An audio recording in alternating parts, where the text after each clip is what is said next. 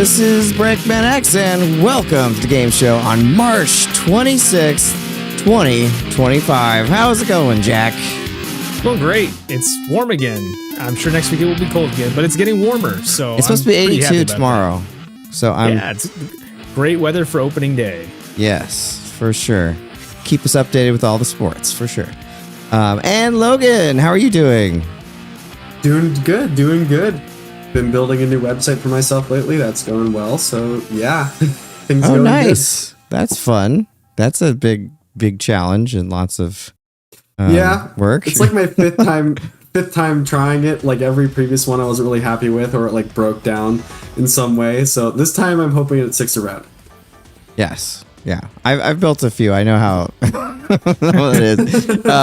All right, and before we introduce Kytor, welcome to the game show. The game show is a celebration of video games and our collective interests, mixed with a healthy dose of humor while bringing in our favorite people in the game and movie industries as guests. And tonight, we've got a great guest in Kytor, or Kyle, of Kytor Industries, which does design and custom fabrication for niche products. He doesn't provide modding services, but he does have the skills necessary and shows them off on his YouTube channel. He has created some great products like the SCART lock for the Retrotap 4K that I personally utilize. He's made some rockin' stands for some of 8-bit DOS controllers as well as Retrobit, which I think might be my next Kytor purchase. His primary business is Jurassic Park Jeep replicas, SCART, and he also does SCART accessories and mods as well as region-free Turbo Express and Bluetooth for AM/FM radios on his website, Kytor Industries. So check it out. Welcome, hello. Kytor. Thank you. Thanks for having me. This is cool. This is fun. Oh, awesome. It's a lot of fun. We enjoy it. And I should make mention, Maul had some issues tonight, was able to make it, and Darria got called into kind of an emergency meeting, so she will not be with us tonight. But we are going to have a fun and awesome show. So let's get started. So, what was the inspiration and the beginning for Kytor Industry? Well, to be honest, it actually kind of started as kind of like a joke, like the Chimerica Industries B plot from Seinfeld. Nice, Vandalay. Yeah. So I started it. It was over 10 years ago now. It's 2014. And originally it was just kind of like a container for some of the projects and some of the hobbies, that I wanted to try out. And it's grown a lot since. So probably around like 2016, I started manufacturing parts for Jurassic Park Jeeps. And, I've been an active member in the Jurassic Park motor pool for a while now, supplying replica parts for Jeep builders. And, I have a lot of fabrication equipment. I have a lot of design experience. So, eventually over time migrated into 3D printing as well and added that to the list of services and list of products. I've been expanding ever since and looking towards the future with some new cool stuff on the horizon. Very good. Any connection with Stark Industries? No, I do not have any Iron Man suits, nor do I have any Turbo Man suits. Okay, you look like you could be related. I'm just saying, you could be a Stark. Jack. Yeah. So Kytor, thanks so much for coming on, Kyle. I can tell looking at your website, just kind of learning a little bit about you over the last few days. You're a pretty solutions oriented kind of guy. So can you tell us a little bit about what your design process looks like when you're starting to look at creating a new product? Sure. Yeah. Well, first of all, I want to apologize. My website hasn't been updated in a long time. The design is pretty out of date. So Logan, you can criticize it later. That's okay. I should do much better. I should mention it's Kytor. It's Kytor.com. So if you're going to go buy some cool things, head over to Kytor.com. Kytor.com. So Jack, I really tried to solve things that I would want. I'm one guy. I'm a one-person operation here, so it's not like I have a marketing group and I do research studies and things like that. I just see things that go unsolved, particularly, small niche things that don't exist. and try to create solutions for those problems that I myself would want to buy. I myself would want a solution for. And that's mainly what I target.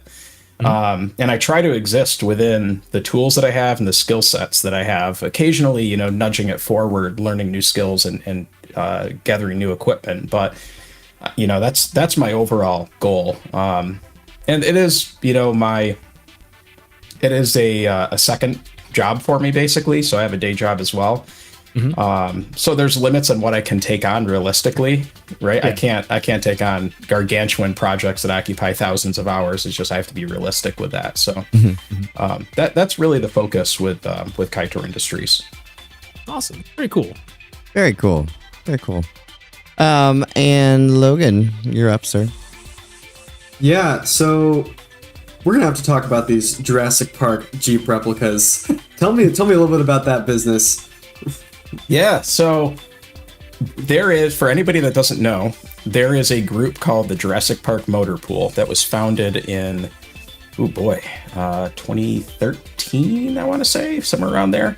But it is a group in which many hundreds of Jurassic Park Jeep owners, they basically all exist in this club.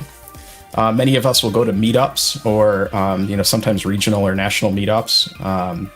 There's been one in Missouri every couple of years where they get hundreds of Jeeps that show up. And it's just like, it's a club for people that build replica Jurassic Park vehicles. And some of them are just tribute. Some of them, you know, it's just like, you know, slapping stickers and painted wheels and like a newer Jeep. But then some of them are builders that want to go screen accurate to the nth degree. You know, they will literally make sure that the bolts that they use are the same grade and length as the bolts used in the screen used Jeep. That the carpeting is the same, the fabric is the same. There are people that drive around on dry rotted tires that haven't been made in 20 years. I do not recommend doing this. To be That's clear, dedication. but it is dedication because these tires are out of production. So you can't get them anymore. So if you want the screen used tires, your only option is dry rotted 25-year-old tires. But so I build a subset of some of the steel parts for the Jeep builders, mostly for the front end winch assembly. So tow hooks and winch spacers and winch plates and fog light brackets. And I've made some other accessories over the years, some 3D printed things, radio modifications. But that has been the core business for Kytor Industries for a long time. It just so happens that none of those people are on other social media like Twitter or Blue Sky or Discord. That is a almost exclusively Facebook and Instagram club. That's weird. I've kind of noticed a similarity between that and like I've Star Wars droid builders. I'm connected with that group on Facebook, and like that's where they're most active as well. So I think Facebook groups are just good for these sorts of projects. Yeah, they're almost like a black hole for certain, like it forms a critical mass, and at that point, like the group doesn't move. It's almost like the PHBB, whatever those forums were called. Oh right? yeah, like, we still have ours for up. many years. Yeah. It's pretty much dead, but we have it up. Right, like you go to like the Volkswagen forum, and there hasn't been a post in 4 years or whatever, but. A lot of those have since migrated over to Facebook, and that's just where those communities exist, for better or worse. I'm not saying that's a good thing. It's usually not a good thing because the search is even worse than forums somehow. Like the low bar was lowered even further. That's true. Yeah, it's hard to find things. Right. The information can never get found, so you get the same, what's the largest tire I can fit without a lift question every single day in the group, and it's very tiring. But I've had that exact same question about my Land Rover, is wanting to put bigger tires on it and don't know how large to go without a lift. Don't post that in the Facebook group. You'll get shunned. Forbidden. So I know you said that there was one of the larger meetups in Missouri. Being in Kansas City, whereabouts in Missouri is that? It is in Branson. Really? Okay. Yeah. Wow. So unfortunately, I was not able to make either. I believe, I don't want to speak because I don't know when the next meetup is, but I think there's going to be one next summer. Okay. It's a long drive for me. I am in upstate New York, so I think it's like 14 hours or something, which in a 1995 Jeep is not pleasant. Yeah, I can imagine. With T-Rexes chasing you too, no less. Right? Right. Yeah. The 1995 Jeep feels like re-entering the Earth's atmosphere in the space shuttle. It is. There's a lot of shaking. I can imagine. Yeah. Man. I'll have to put that. I'll have to check that out though, because I mean that's about a 3.5 hour drive for me, so it's not quite as bad. And yeah. We were talking before the show. I'm pretty sure that one of my neighbors down the street has some of Kytor's stuff, because it looks like the stuff on your website. So if we wanted to get some Jurassic Park replica stuff, would we just go to your website? Is it custom, or how does that work? Yeah, so I do a few restocks in batches. Most manufacturing is when you're doing small scale stuff, it's more efficient to do in batches. So I usually do like a few releases a year and restock. But this is all for like Jeep builders. So I don't do any props. There are people that make props, but that's not something that I get into. And it's interesting because just like in retro gaming, you have this community that just kind of organically spawns up to fill needs that don't get fulfilled by these larger companies, or get fulfilled very poorly by these large companies that really just do like a half-assed job to cash in on people, right? Like you see this all the time. So fans step in and they put in real work because you have these people that work in adhesives and stickers, and then upholstery and manufacturing, and all these different talents and artists and craftsmen and craftswomen and all of this, and they can apply those talents and create really cool solutions. And it's neat to see that in like all these aspects and all these different hobbies where people just they step up and derive solutions for what people are looking for. So we've got like a sticker guy that makes all the decals that are screen accurate and they're UV resistant, right? And then people that make Explorer parts, and people that can source new old stock parts that haven't been manufactured in 2 decades and stuff like that. So I love the future. That's so really cool. It's just cool to exist in a time when you can. And there's so many parallels between retro gaming and some of these old car clubs, because we are operating on a finite supply of some of these items, like with CRTs, for example. Right. We're not going to see one more CRT roll off a production line. Like what we have out there is it. There will come a point in time where that very last phosphor is lit up for the very last time, and then that's it. Yeah. It's just a question of when. So when is Mike Chi going to release the Jeep 4K? Mike, get on it. Yeah.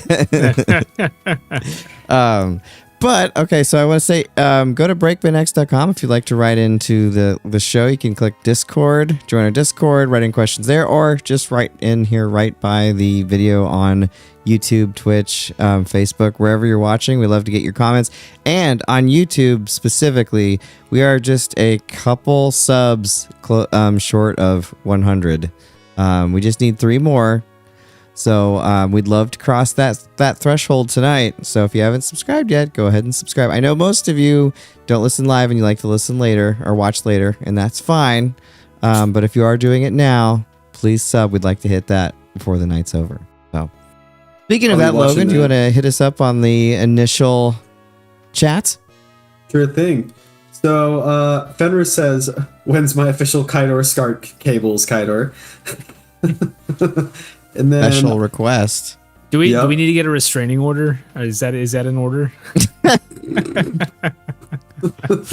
Maybe. He's thinking about it. He's thinking. So from Fenris again. So what you're saying is your next product is reproduction tires. Oh, yeah, tire manufacturing. I'm sure that's easy to start up. Totally. From Storm Eagle. How many of the 1992 Jeep Wrangler YJ Sahara Jurassic Park Jeeps you see if they're going authentic? How many are fully screen authentic? That is such a gray line. It's hard to say, right? Because what do you consider screen accurate? And some people are sticklers and they'll say, well, the air in your tires wasn't filled in Hawaii and they deflated the tires before they shipped them from California. I'm only partially exaggerating. But then, a lot of the parts that you get, like the parts that I make, for example, they're replicas, but they're not original. Like they didn't roll off, the Jeep or the Mopar factory line. So would that be considered accurate? I mean, it's built to the same specs, but it didn't come through the same factory. So I guess like if you were to just say like it, from 10 feet away, if you are a movie fan, you're a Jeep fan, can you not tell the difference? It's that year, it's the right fabric, it has all the accessories. There's probably a solid 100 or so Jeeps that meet that criteria. That's really interesting. Yeah. Very cool. And, Okay. there's a whole other group too for like time machine builders that build Yeah, DeLoreans. no, I might have to look them up in the future. That is a whole other level of cash. I want a time machine. I believe it. Oh, I do too. Last message in the chat right now from Addy Sensei. Hello. Hello, Addy Hello. Sensei. Welcome Hello. to the chat. Sensei. Hello, everybody. Oh. And One more, One just pop actually. in? Oh. Yeah, another from Fenris. Has anyone pulled up with the legit Jurassic Park Jeep from the movie? So we know the location of every movie car.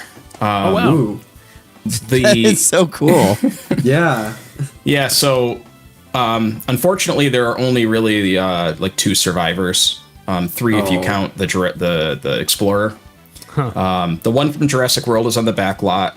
That was the one. It was a really bad half-ass attempt at making a replica from Jurassic Park. They didn't even use a lot of correct accessories. It was pretty bad.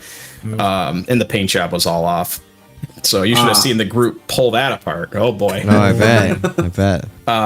So that, I mean, it was in a movie, so I guess it's screen accurate, just not to the original. The Islands of Adventure, Jurassic Park Jeep. the Islands of Adventure, in Orlando, that is a screen used Jeep.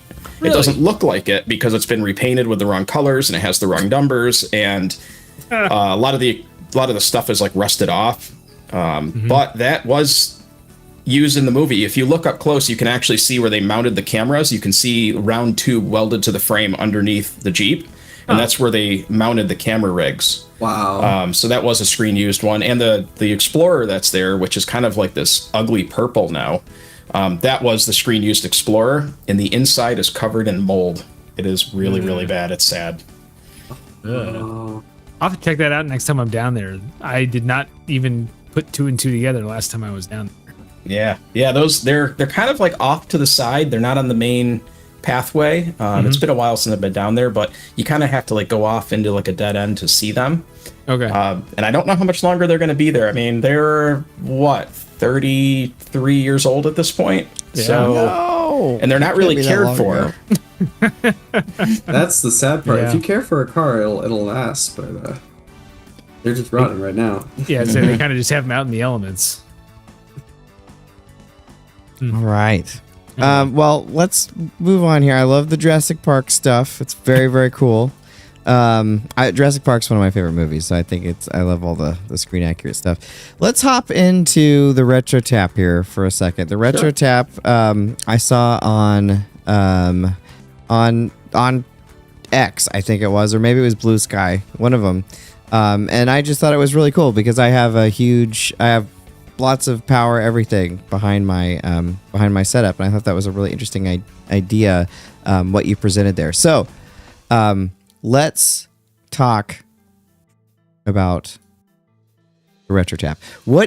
First of all, what is the Retrotap, and how did it come to be? Yeah. So it is a power distribution system for retro consoles.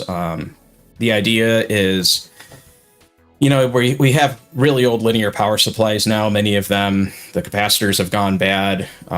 They produce an excess amount of heat. They're chunky. They're large. It's just a giant mess. It's a situation that can be improved. Firebrand X has a really good guide on triad power supplies, which are like modern day switching power supply replacements. And I have several of those. And they work. They're great.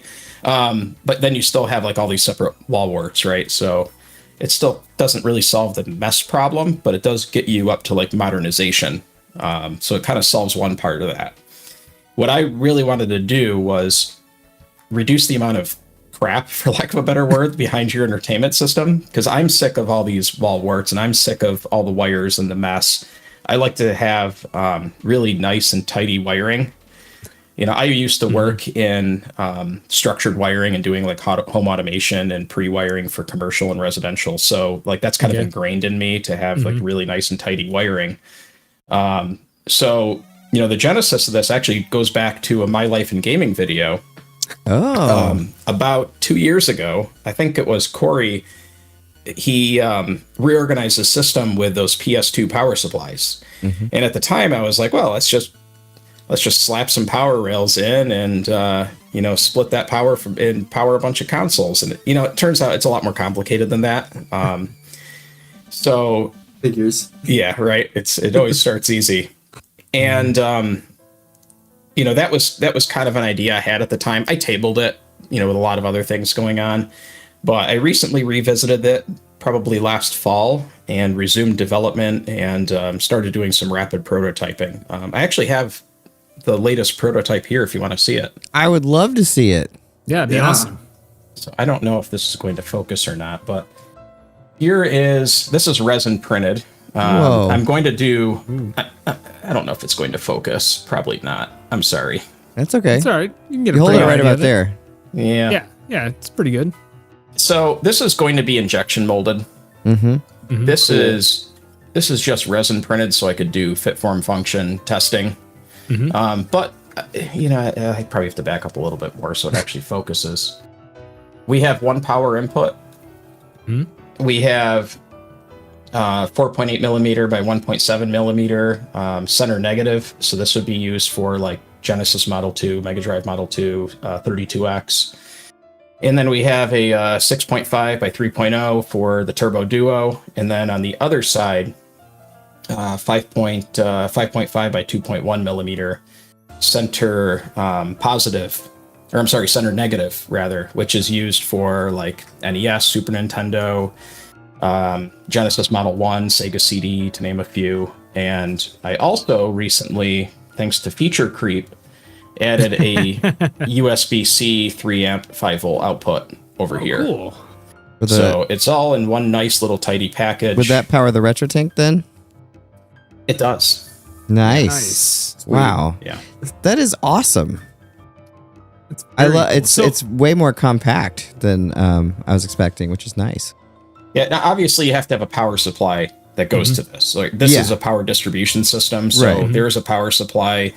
It's kind of like a laptop power supply. And inside, again, it's not going to focus. I'm sorry, but it's we have a main fuse coming in. We have a Schottky diode for polarity protection. We have resettable fusing on every branch. We have decoupling for noise isolation. So there's quite a bit going on inside.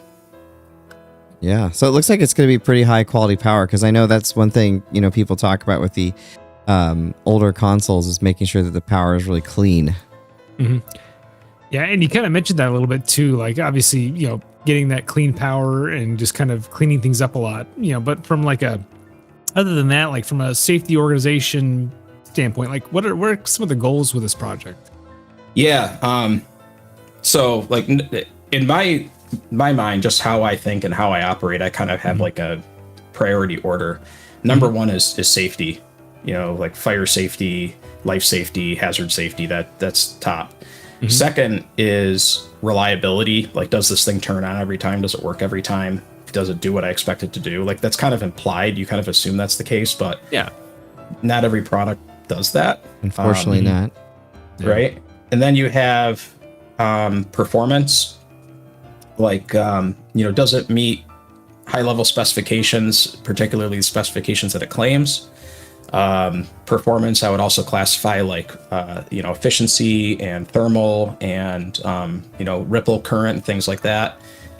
Under performance, keeping ripple low, ensuring that we can have high amp output without tripping fuses, like having nuisance issues where you have like power cycling occurring, things like that. Yep. And then underneath that, I would put durability, like long-term does this last a very, very long time? That's not to say that that is not important. It's just that is the order of importance that I put on those things. Gotcha. So like, what would you say like the duty cycle for one of those inputs is, or one of the outputs? They actually have a rating on those barrel connectors, and they're rated in the tens of thousands. So you'd have to unplug and replug many, many, many times. That's pretty great. So I would think that you would probably have like capacitors go bad sooner than that, and we're talking like decades. Yeah, yeah. And then you talk about safety a little bit, and let's say I have one of these, and my son accidentally puts in like my Genesis Model 1 into the slot where the Genesis Model 2 should be. Is there any risk of like shock or ruining a power supply or anything like that? Yeah, that's that's a huge concern for me, is making sure that it's oops proof. So there's an idea in manufacturing where you oops proof designs. It's very popular in like automotive manufacturing. Like it can only go together some way or one way, so that the person on the assembly line or the user can't do something wrong. And thankfully, the connections for center negative and center positive have mostly been standardized in the 1980s through the middle of the 1990s. So the devices of that era, you're in good hands, because you can't accidentally plug a Genesis Model 2 into the Genesis Model 1 output, because they're a physically different size. And the input is also protected against polarity. So one of my number one concerns is that 5.5 by 2.1 millimeter barrel. The one that's on the NES, the one that's on the Model 1 Genesis, the one that's on the Sega CD, that is about a 9 volt, and it is center negative. So that means the outside of that barrel is positive. That was very, very common in like the 80s, like 70s through the 90s. Today, if you go on Amazon and you buy that type of power supply, or like virtually any type of device that uses that size barrel, it's almost always a 12 volt, and it's a center positive, so the outside is negative. So that would be catastrophic if you plug that into, right? You're gonna, with like the Sega CD, if you plug that in, you'll usually just like blow the fuse, and it does have a diode protection in there, but then you're changing out fuses. So it's not good. You want to avoid that. So I made sure that there was polarity protection on the input to the device, so somebody can't just go on Amazon, buy the cheapest thing they can find, shove it in there, and then fry all their equipment. Right. That's good. No, that's good to hear. That's awesome. That is good. It's nice to have oops proof, especially when there's around. Absolutely. And there's limits to that. I mean, you could have somebody plug a power supply into a input, plug a power supply into an output instead of the input. You can't really protect against that, unfortunately. And there's some other edge cases where people could do some pretty silly things, but I think having clear direction and clear labeling goes a long way. I just think I guess producing something with power, you might have some pretty interesting customer service emails. Yeah. More so than like a video output device or something, because power, you could actually, like get shocked or something. That wouldn't be your fault, of course, but someone might be like, I fried, whatever. At 9 volts, that's pretty unlikely. And thankfully, with National Electric Code in the U.S., anything under 40 volts is considered like finger safe. You can touch it. Oh, nice. So I got shocked by a Christmas ornament a long time ago in like the mid 80s, and that was not fun. That's what I always think of with that. That was probably straight 120 right through that, right? Yeah. Like a light. It was, it would like broke, and I was, super smart at 3 or 4, and like, but at least that's a teaching moment. It was, I sure never did it again. I never did it again. I respected power from then on. So Logan. Yeah. So what were some challenges you had in developing the Retrotap? It's a very quick question. I could almost not get that sip of beer in. Some of the challenges. Well, the regulatory landscape right now is a bit challenging with, I don't know if regulatory is the right word, but the ever-changing goalposts relative to tariffs and customs fees is pretty disconcerting and worrying because it's really the uncertainty. You don't know what's going to happen. So that's a big challenge. The other, I would say probably the number one challenge will be, or is with the USB output.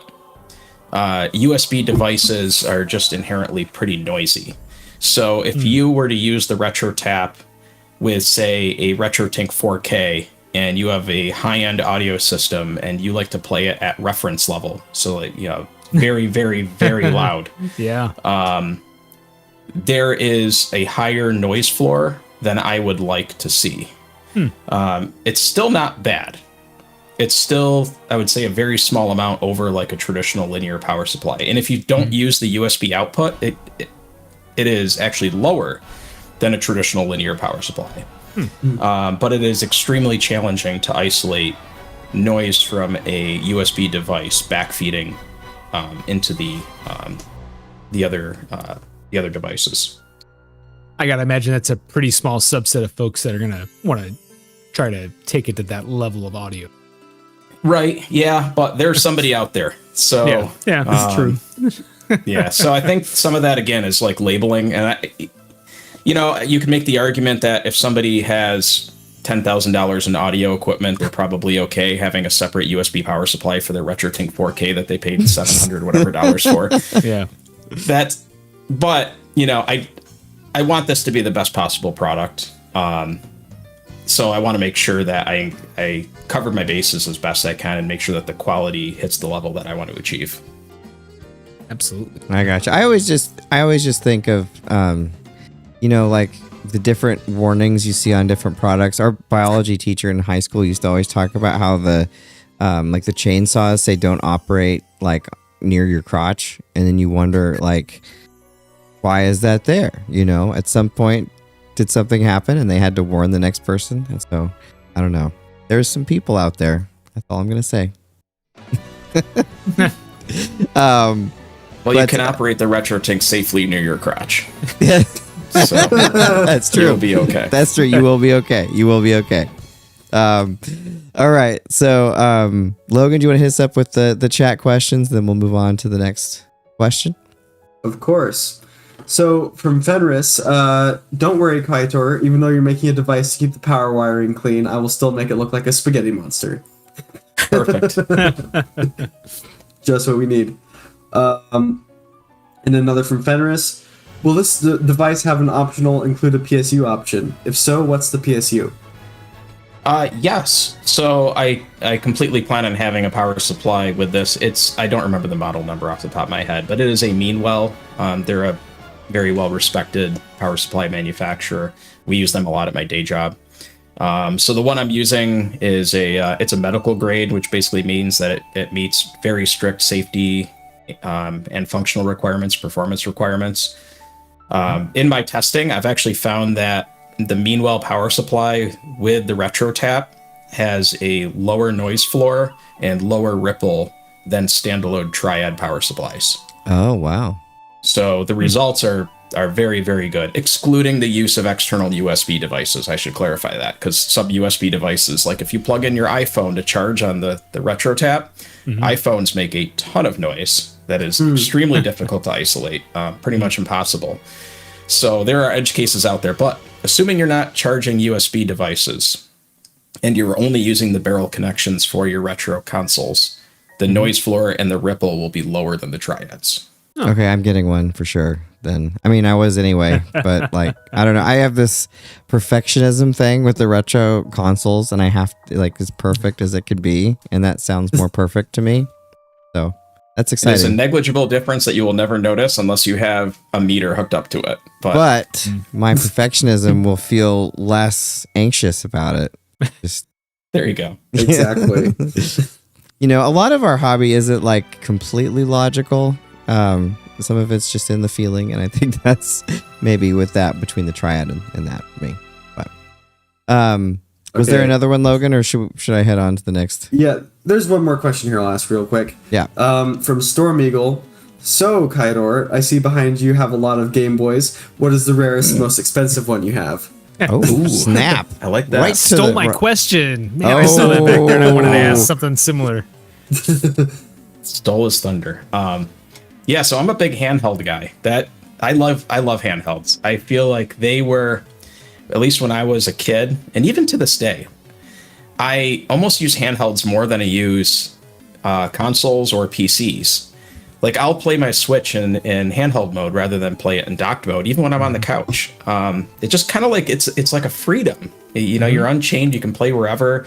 I travel a lot for work, so I use my Switch probably the most out of any other console because when you're on an airplane, what else are you going to do? You're definitely not going to answer work emails with the Wi-Fi that you paid for, right? So yeah, back to the original question. What's the rarest Game Boy that I have? So I have a couple of the Game Boy Lights. Oh, the Japan exclusive Game Boy Light. Wow. I don't know love what the those are color going of the for. light. That No, they're- bluish hue. Yeah, I love it. It's so I die inside when people screen mod those. Ah, When they replace it with like those BlackBerry screens that you buy in AliExpress, I just die inside. Do that to a Game Boy Pocket. They made 25,000 bajillion of them. Do it to Game Boy Colors, you know. Don't do it to the Game Boy Light, please. But that's probably the rarest, other than like my modded ones. I used to mod a lot of Game Boys. You know, way back in the day, I used to import junk Game Boys from Japan, like by the dozen, fix them, mod them, sell them. I don't do that anymore. But, I have a couple modded Game Boys that are modded up to wazoo with the aluminum shells, the sound mods, screen mods, all that stuff. But then I just end up using the Analog Pocket instead, so... That's nice. cool, though. Do you like the Pocket? I love the Pocket. I Yeah, know me too. the company is controversial and, people ran about their business practices and their $40 shipping and all that, but it's a good piece of hardware. Oh, and for yeah, $200, like where else are you going to get a handheld FPGA you can take on a plane for $200? And I love that Yeah. screen too. No, I love my Pocket. I was kind of on the fence about getting it, and then I can't remember which video I saw of it, whether it was like John Linneman or My Life in Gaming or who it was, but I saw someone's video. I was like, okay, I need that. So it's the Yeah, only great. analog system I have now. I sold off my other ones, but I will Yeah. probably keep that one forever.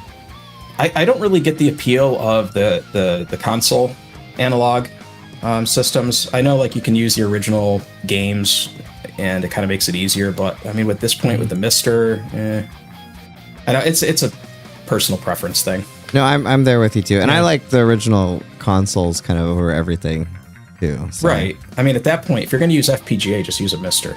Yeah, Yeah. for sure. Yeah, I love the Mister too. Awesome.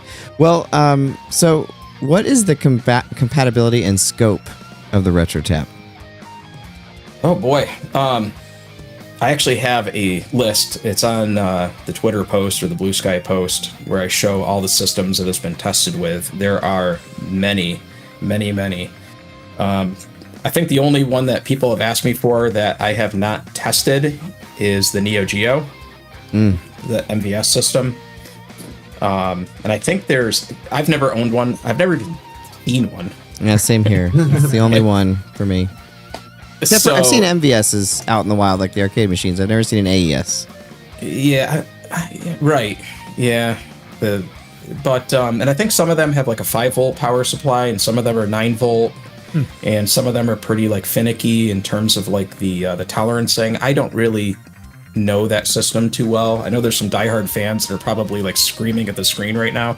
But I'm sorry. That was never my thing. But yeah, Super Nintendo, Super Famicom, the original Famicom, NES, Genesis, all the revisions of the Genesis, the CD, the 32X, the TurboGrafx, PC Engine, Turbo Duo, Duo R, probably missing a few here. What else? What else uses a barrel connection? And they can all be simultaneous. So, right? So you can pretty much have everything, your entire collection of consoles hooked up with a Retrotap. Yes. Yeah, and what I've noticed too is you can run. So this is about 5.6 amps. I don't like to push things right to their limit. I don't like to run on the red line, but I have run the Sega Tower of Power, so the full stack. Oh wow! With Doom Resurrection, which plays the CD and the 32X simultaneously on an EverDrive, which is like the most power hungry single station, right? And then I had a Turbo Duo, an NES, and a Super Nintendo, all that stuff running at the same time. And then I put a simulated load on and gave it 3 extra amps on top of that, and it didn't break a sweat. Wow. That's incredible. Now, I would not recommend doing that in practice. See, I would just have one on at a time, Most people would. Most people aren't doing this, but you have to do full load testing, right? You have to make sure that the fusing trips when it's supposed to. You have to make sure that the main fusing is safe and meets the spec. You can do it all on paper, but until you qualify the actual real world hardware, I wouldn't be confident putting it out there. Well, I'm really excited for the Retrotap. I've been hoping for something. I got all of my original power supplies I'd been using up until a couple years ago, and like you said, they were so hot. A bunch of them didn't have like the plastic backing to them anymore; that had fallen off. And I just knew, I knew my Genesis one wasn't very good because the screen was starting to flicker at certain points. So I changed out to all the Triad ones. But I just think it's a problem that a lot of people have for a lot of different reasons, either needing the high quality replacement for the originals, or just having not a million things plugged into the wall. Because right now I have I don't have any spots to plug anything else in. I mean, it's like back there, and it's just a mess of everything. So it'd be so much easier to have. My wiring probably isn't nearly as nice as yours, but it would be easier for me to route it slightly. Jack laughs because he knows how messy I am. I could route it slightly nicer with this. I'm sure because I do at least now try to make it look. So, is there anything else about the Retrotap that we didn't cover that you want to make sure folks know? Yeah, I think an important point that, the device itself, I've put a ton of time into. I can't even quantify how many hours at this point. It's probably absurd, but I put a lot of effort into the cabling. I don't want to undersell the importance of the cabling. Okay. So I spent a considerable amount of time, speccing out cable, custom designing barrel connectors. I even replicated the Super Nintendo barrel connector because that no longer exists in production today. So I had to reverse engineer, draw it, commission molds, get samples from a factory. So that is so cool. Wow. I have the Super Nintendo power connector. And I wanted to make sure that all of the cables were, heavy gauge, 18 gauge, stranded copper. So they're very, very flexible, but it's actual copper. It's not copper clad aluminum. It is, these are thick, heavy duty wires, because some of the cables that you buy on Amazon, like if you could buy CCTV cables, they're like 22 to 24 gauge. They're incredibly thin. And I've actually noticed issues where if you buy, like, say, for example, an extension cable for a CCTV camera, and you run a Sega Genesis Tower of Power off that, you'll actually sometimes kill the unit, and it'll cycle power because of the voltage drop across that cable.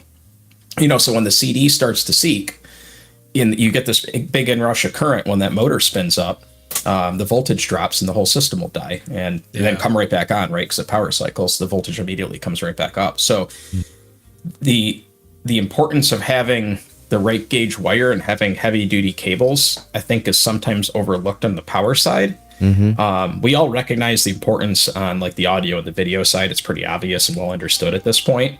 And sure, it's not as critical on the power side, but it's still important. Yeah. And preservation too. I mean, I'm sure it can't be great for your Sega CD to like die and then spin up and then die and spin up several times, or even I mean, cycling is usually the death of a lot of equipment. Cycling and thermal are typically the two things that will destroy equipment. Yeah. Well, I'm glad that you're creating a solution for this product. And whenever you do get information about, when and how much, etc., we'd be happy to promote it out there as well. So Absolutely. We'll shout it from the mountaintops. yep. Yeah, I mean, I'm aiming for this to be a very affordable product. This is not going to be like a crazy high price product. You know, it's not going to be $100 for this thing. It's going to be much less. Oh, nice. So, and then I mean, it'll be cables I'm cheaper also than aiming buying all for the triads then, for sure. Yeah. Oh yeah, yeah. It'll be much lower cost than buying, 10 different triads. I hope I can eBay those once I have, because I will be replacing those for sure. Awesome. Yeah. Well, if you think of anything throughout the show, feel free to add to it. It's a product that I'm very excited about. I know I think several of the people out there that are watching now or throughout the week will be excited for it too. So what other products on your site or anything are you particularly proud of besides the Retrotap? Well, the SCART lock has been a tremendous success, and honestly, I owe that all to Mike Chi, because he created the RetroTink, which is an incredible product. Like that is such an incredible product. And so good. I love it. Right? It doesn't get any better than that. And this was made by like one guy. Mm-hmm. Amazing. So, I just made this goofy 3D printed flip that goes over the top and screws in to hold the SCART cable in place. It's very simple, but he did very well with the RetroTink 4K, and I got to ride that wave a little bit, selling little locks that hold SCART cables in place. So I appreciate that, and I appreciate everybody buying some of those. I have one, and it's crucial. I mean, if you're using SCART with the RetroTink 4K, I definitely think you should have one of these because it helps a ton. Yeah, and it's not the fault of Mike that the SCART connector sucks. It's really if you go back to the 90s. Now I'm not in Europe, but our European friends were blessed with SCART on all their TVs, or cursed, depending on how you look at it. And those SCART connectors were actually really tight. It was harder to get the cables out. They stayed in place, but the SCART connectors today, they're built in factories that, maybe like the dies have really worn. They're probably using the same machines that they had in the 90s, and they're probably all worn out at this point. Like, who knows, right? But they're not built to the same quality and spec that they were in the 90s, and it shows because they pull right out. It's just like the Phoenix connectors in the back of the Xtron, those little 5-position plugs that go in there. A lot of people complain how horrible those are, but people are just buying the cheap knockoffs on eBay, which are garbage. Oh. If you buy the authentic Phoenix connectors, like, you can almost hook climbing equipment up to those. They're so good. It's totally different, right? It just comes down to, it's not really built to the same quality and spec anymore, but that's all that's out there. Yeah. That's another thing someone should fix. I guess we have it now. We have the screw on, so it's fine. But we had Voltar on here a few weeks ago, and he was pretty passionate about his distaste for SCART cables. It's not that bad. I love the fact that it carries both audio and video in a single cable. I do like that. RGB. I mean, I would have, I didn't even know that existed back when I had my Super Nintendo back in the early 90s. I mean, to be able to see RGB back then would have blown my mind. Yeah, I mean, your Super Nintendo didn't have component, but component video is virtually indistinguishable from RGB unless, you have the right equipment to see the difference.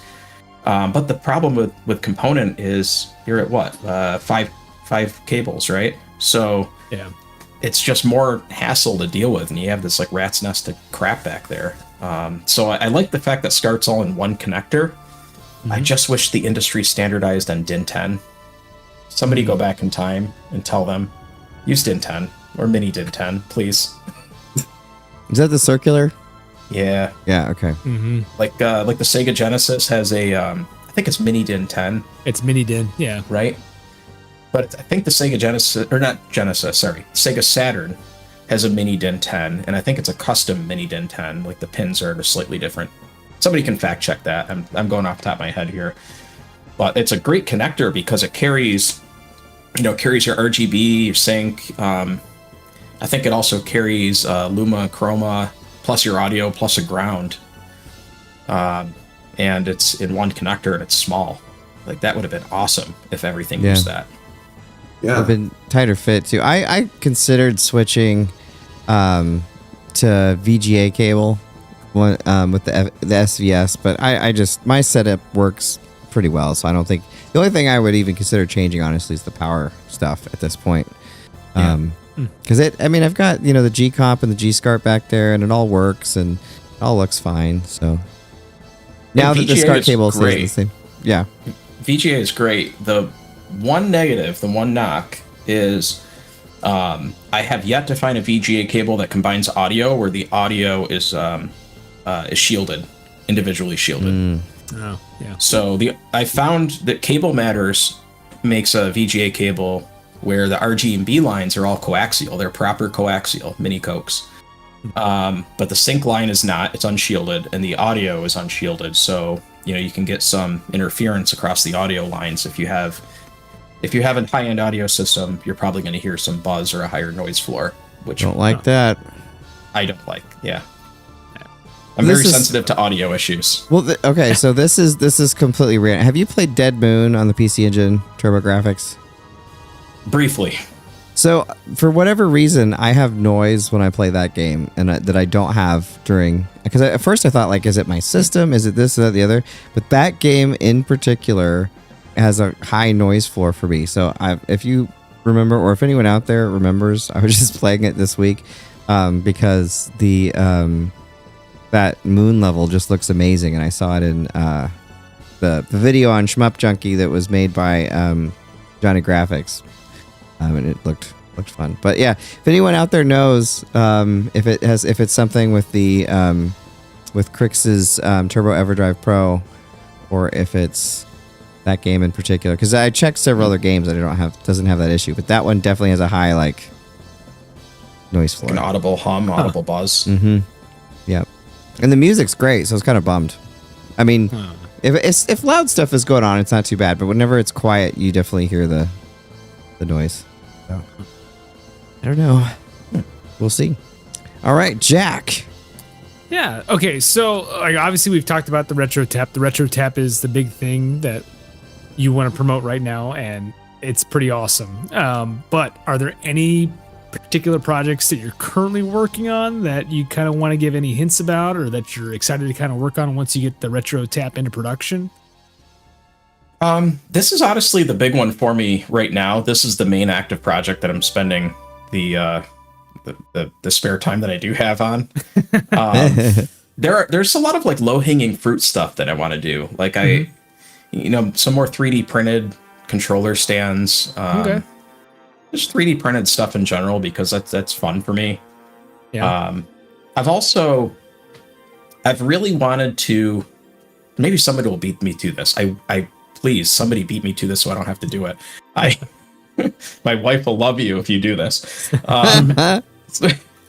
If the Dream Pi, anybody familiar with this for the Dreamcast? The dial-up modem. Basically it's like a little device. You use a Raspberry Pi, and your modem can dial into it, and it kind of acts as a server, so you can play like Phantasy Star Online over broadband. Without having to get the broadband adapter. It's a cool little thing. That is cool. But it's always sold out, and the ones on eBay go for an astronomical amount, and it's this mess of crap. It's all these different things all connected together. Somebody just needs to come up with one solution in a shell that you just plug the phone cable in, and a power cable, and the Wi-Fi is self-contained, and that's it, right? And I feel like this is something. I mean, I know I can do it. It's just a matter of committing the time to do it, which that's the part that I don't have. Interesting. So I would love to do that. Please, somebody beat me to it. That'd I be love really Phantasy awesome. Star Online. I want to play Quake 3 Arena on my Dreamcast again. Yeah, probably the worst way to play Quake 3 Arena, but I'm right there with you. I loved it. I have very fond memories playing single analog stick Quake 3 Arena at 10 FPS or whatever. Yeah, just a fun story about that. So I was in college at University of Kentucky. It was my first year in the dorms. Dreamcast had just come out. It was fall of 2000. It's 2000. No, it was 2000. But Quake 3 Arena came out, and I had broadband but I didn't want to play it on my PC. I wanted to play it on the Dreamcast. So I had my Dreamcast and I had the keyboard and mouse. And it was so much fun just smoking people. A, I had the keyboard and the mouse, and B, I had actual broadband internet in the dorms. And so it was just like the best experience ever. Do you have the broadband adapter for the Dreamcast? I did later on, yes. Yeah. But not at that time. I didn't have it. I just had 50. I only had, actually, no, I take that back. I did have that. And I did play that with that. Wow. That's a rare accessory. Yeah, and I was an idiot and sold my Dreamcast at some point in college to get a GameCube. So let me get this straight. The only reason you wanted to play on the Dreamcast is so you could just completely obliterate your competitors, because if you played on PC, it would have been an equal playing field. Playing on PC, I was very much just your average Quake 3 arena player. But you put me on Dreamcast and you get me that leg up with broadband and the keyboard and mouse, and it was unstoppable. There you go. Nice. Obliteration. All right, Logan, we might already know what this is, but maybe it'll be something different. Yeah. So, what is your favorite new tool to play games? It could be like a controller or a software or a scaler or switch, anything really. Ooh, new tool to play games. I don't know if it really qualifies as new, but the Mr. Pi is a really cool little device. Very poorly named. But yeah, so if you're not familiar, it's a Mr. FPGA, but at a much lower price point. And I think that really opens up the accessibility for FPGA gaming to a lot of people that either don't want to pay or can't afford that, $400, $500, $600 that a Mr. FPGA costs. So I think that just the fact that it opens up that accessibility, or, it's something that you can get for your kids and let them experience the games that you love, or, just get it for a friend that's maybe more of a casual gamer, but has fond memories of those games they played 20 something years ago. Yeah. I think that's a really cool tool just because it opens up that new price point and accessibility. Oh, that's really cool. It looks like the price point's $99. That's pretty nice. Yeah, but I think you can get up to like 200 if you add all the stuff. Bells and whistles. Yeah. But can it run what can it not run certain things that the Mister can run? Does it have limitations?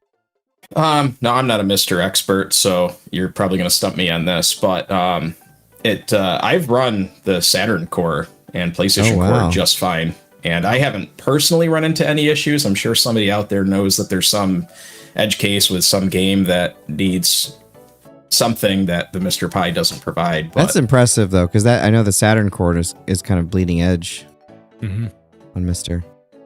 So, very cool. That's awesome. I love more people getting to experience the Mr. because the Mr. is really fantastic.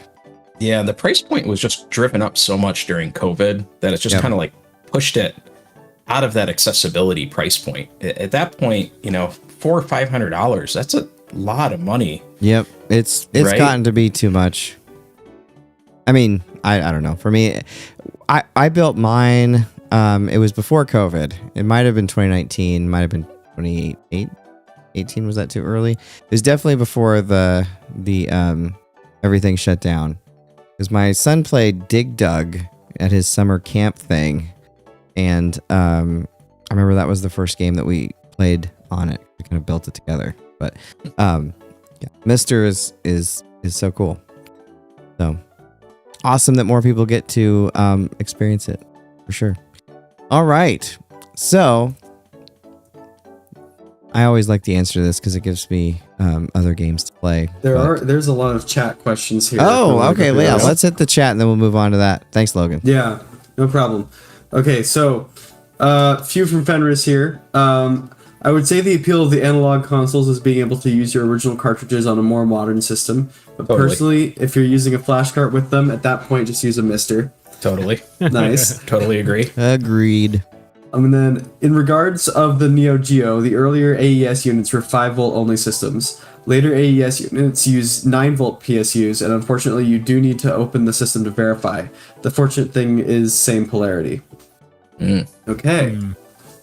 I imagine that Neo Geo owners are much more technical people, just because of the nature of Right. spending that much money on such a niche product. So I would think that they would be a lot more cautious about exposing their system to the wrong voltage versus, others that might just plug it in and see smoke. Yeah. There's like that one millionaire that's just like, man, I'm gonna have to buy another one of these things that keeps dying on me. Yeah, gone through 8 of them. Gone through 8. I keep plugging it in. I don't know. They're all just bad. That smell, that electronics burning smell, it's such an awful smell. I mean, just what it represents. Man, I've had a few parts randomly catch on. Well, only one caught on fire, just randomly, and it was just a fluke thing. There was no. It was a card and a PC, and it had been in there for a year or two, and then one day I just smelt smoke, and I think it was a sound card, and it was just in there smoking away. So, wow, that's terrifying. it was really. Yeah, I had a PC catch fire once years ago. It was the 4-pin Molex to the SATA power adapters. Yeah. Apparently, there's a known fire hazard with those. Well, unknown to me at the time, but Wow, I used to use a was ton of those. Yeah. I did not know. Way back when I worked at a PC repair shop, and we would get so many of those in where you just open up the case and you smell it and you're just like, yep, this thing's toast. Literally. We're gonna have to replace this thing. So That smell, it just hit me. Yeah. Actually, all of these are from Fenris. Next one is, don't get me started with consoleized MVS units. Unless it's utilizing OMVS, there was absolutely no standard with earlier consoleized MVS units. Okay. And then, Kytor, you need to bow to our HD15 overlords. VGA cabling is the way to pure RGB nirvana. We'll see, I guess. until we separate out horizontal and vertical sync, it's not perfected. And then, as far as audio, I just run separate TRS cabling, ensures the cleanest possible signal. Yep. That is the way to do it.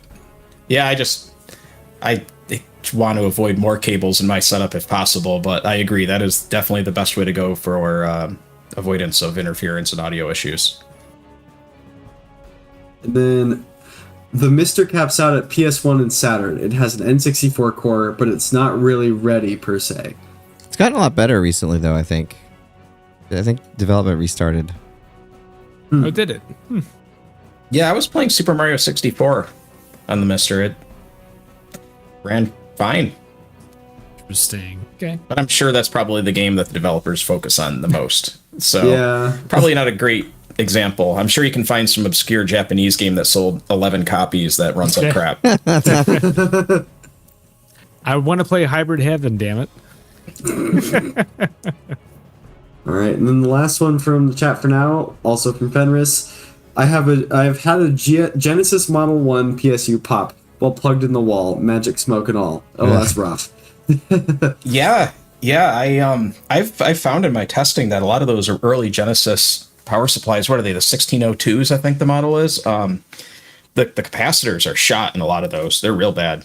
So they're probably a hazard at this point, but I don't think Sega's going to do a recall.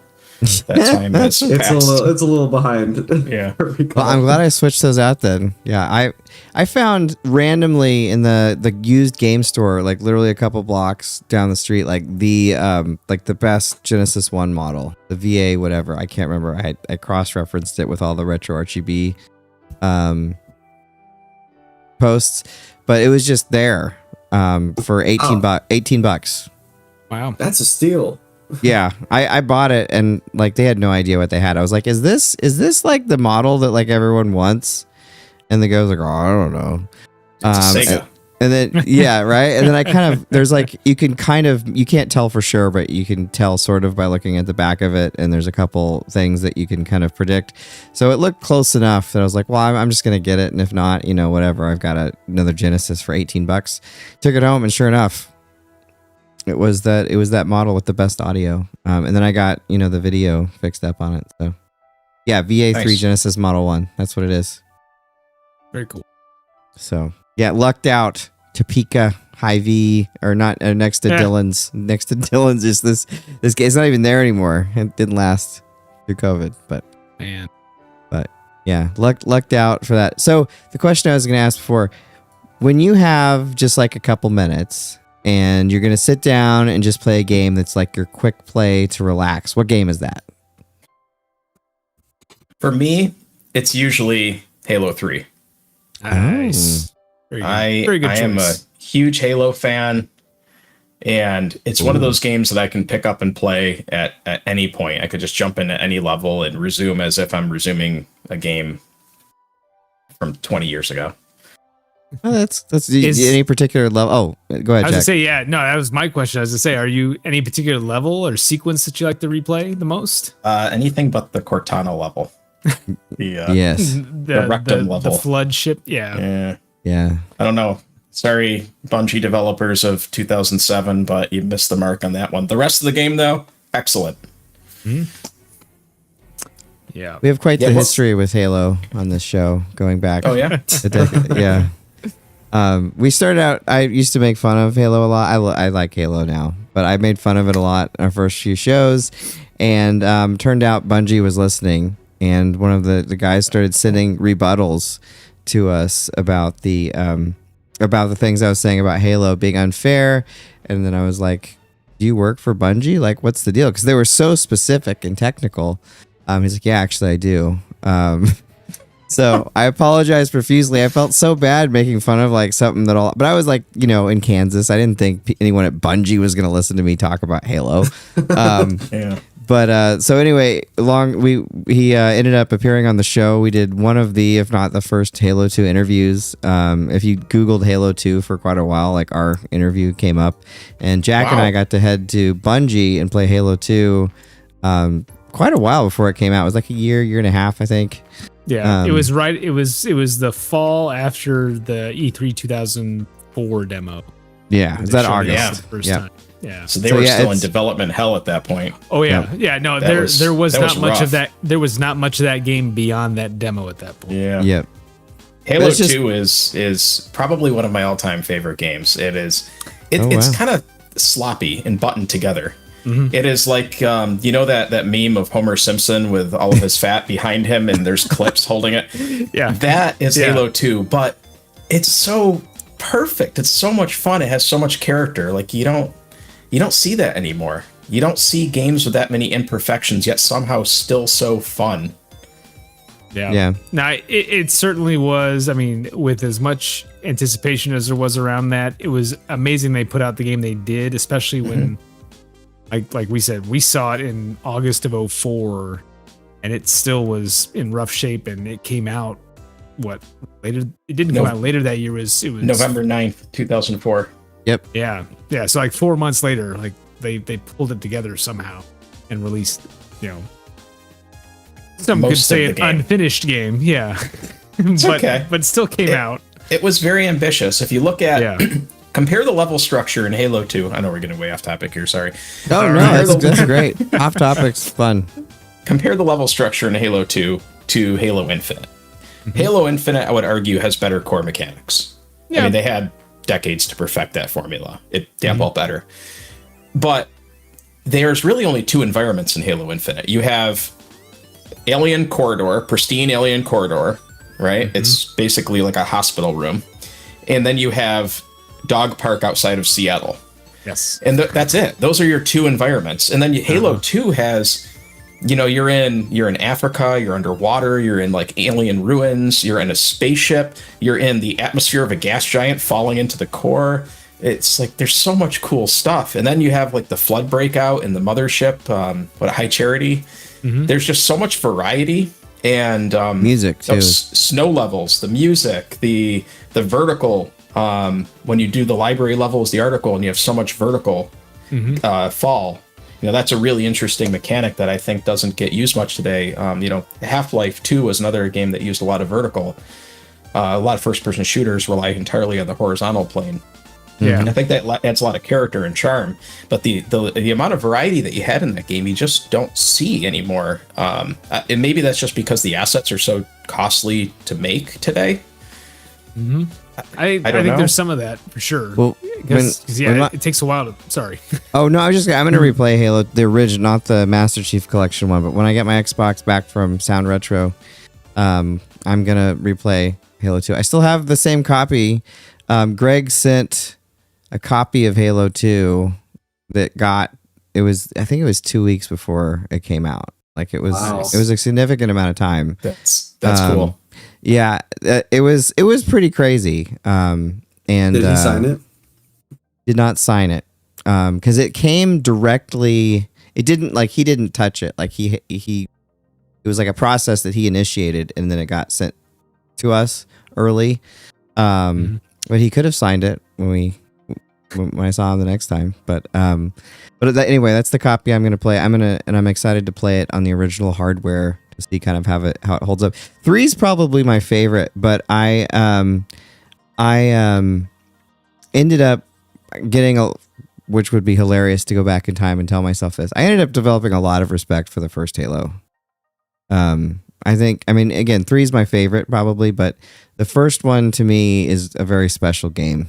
And I did not realize it at all the first several times I played. Actually, Jack was one of the ones that helped me realize, because I was kind of like, because Jack really liked Halo. And I was like, if someone likes Halo this much and he knows so much about games, he's got such a history, like it's got to be pretty good. So honestly, Jack's love of Halo was kind of what made me start looking at it, and then being publicly shamed by the developer didn't hurt either. Well, the first Halo was such a huge step change that I don't think we may never see again, because we're kind of hitting that plateau on the S curve, right? It's you think about, I don't know how I remember these dates, but May 22nd, 2000 is when Perfect Dark came out in N64. And you got 9 frames per second of first-person shooter bliss. And I was obsessed with Perfect Dark. Love that game. I still like it today.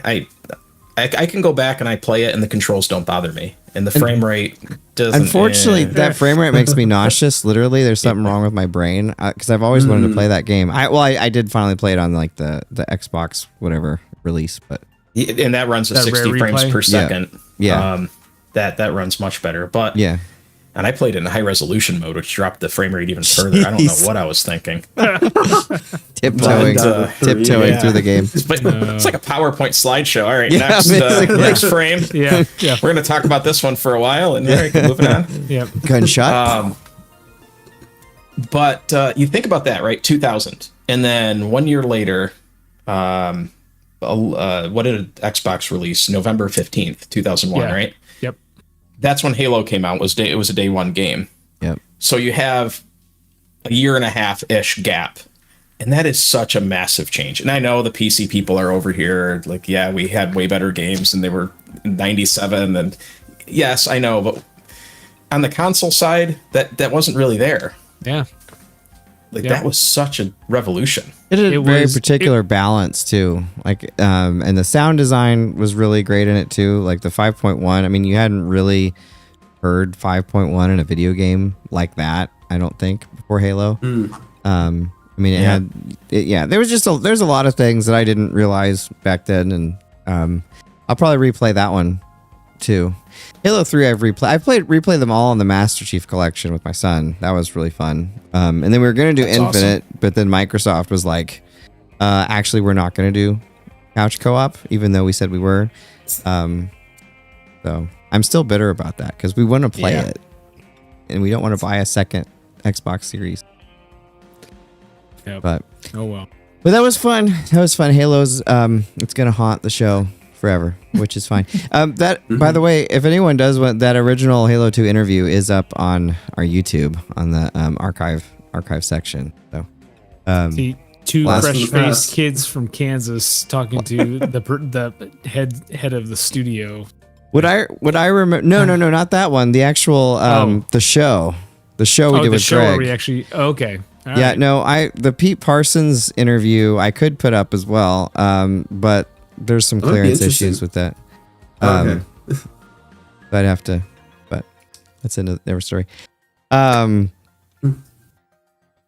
yeah, okay. So this is another one of my favorite questions. They're kind of back to back. Although Darria was originally gonna ask the other one, but Okay. You've got all the time cleared in your schedule. There's no issue with time. And when you do this, you're experiencing it in the same age that you would have experienced the first time. So you have the exact same experience. What game would you most like to erase your memory and experience again for the first time? So I thought about this one in the pre-read. Cool. And I think it was a few weeks ago. I think it was Corey from My Life in Gaming that said that the memories that are tied to that game are almost like more important than the game. I'm probably butchering what he said. No, that's probably what he said. Yeah.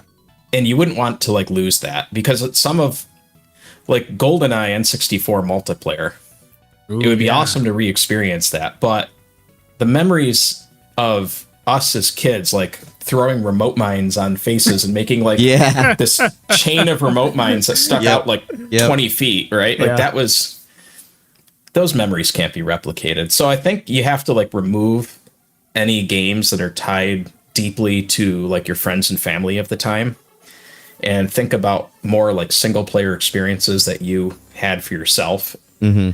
And in that context, I think I would go with Super Metroid. Ooh. Oh, such a good choice. That's a good one. Because that is one of my all-time favorite games. Oh, me too. I think it is platforming and pacing perfected. Yes.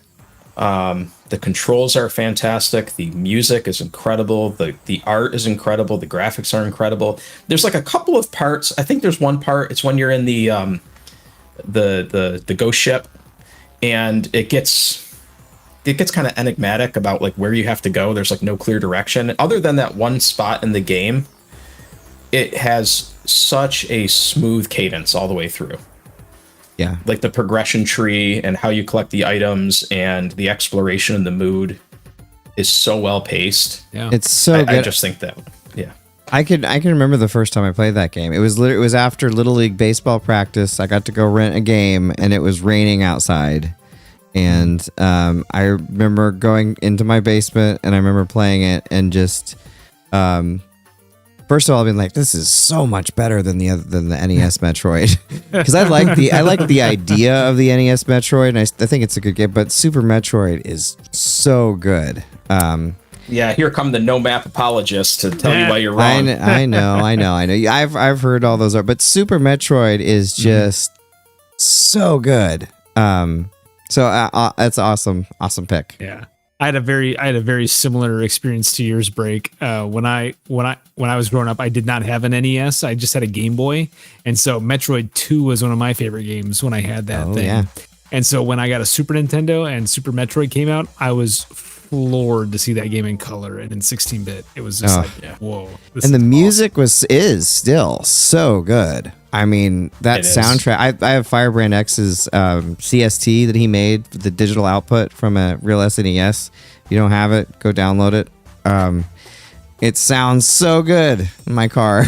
I'm driving down the road, awesome. Samus. I think that game has my favorite intro to any Super Nintendo game.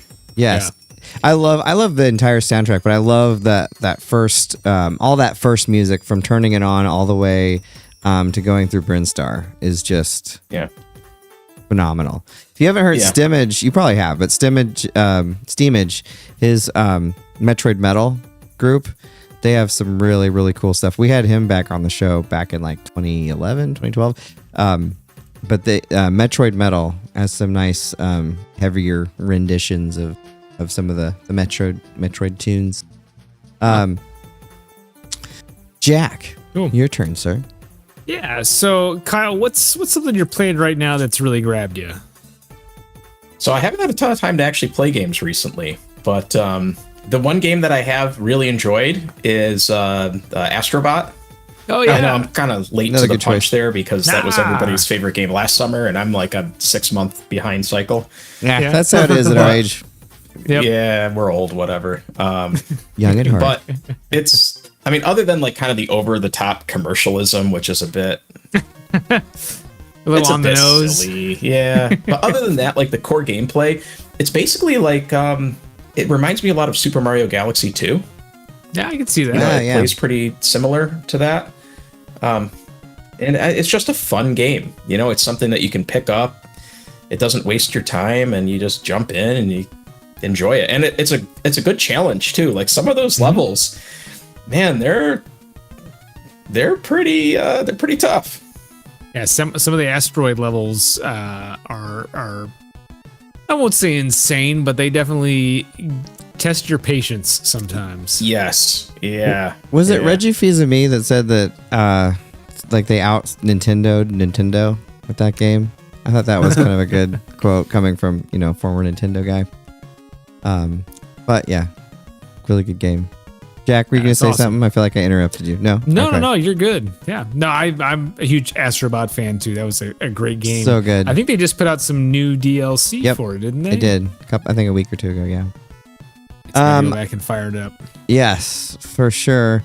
And if you want to write into the show, you can hit breakmanx.com and go to the Discord, or just write it in right next to the YouTube video here. But with that said, Logan, why don't you catch us up on the chat? Yeah. So, more from Fenris. The VA3 Genesis Model 1 is considered the best. Yeah, that's it. Personally, that's what I got. Personally, though, you really need to mod any Genesis to get the most out of them. Model 1s have really bad video noise, Model 2s have crap audio, and Model 3s are mono. I have the Zaxor triple bypass on it, which is different from the VA3 because it doesn't do quite the same stuff to the audio, but it fixes the video. So it is, Fenris. It's up to your standard. I found something very interesting on the Genesis Model 2 relative to the audio. The Retrobit Bluetooth adapters, you can actually hear your controller inputs through the audio. Wow. They manifest through the audio. That is so interesting. Audio interference is so interesting to me that when I used to have, back in the earlier days of T-Mobile, like early to mid 2000s, that frequency when you'd get a text message would always go through my speakers. So whenever someone would send me a text message, before it would arrive at my phone, like when the data was transferring, it'd go pretty loud. I even called them about it, and they didn't believe me. I recorded it too, and they're like, "You're just gonna have to deal with it." So. Wow. It was loud though. It was pretty loud. It would even come through the show too. Huh. All right. Another couple from Fenris.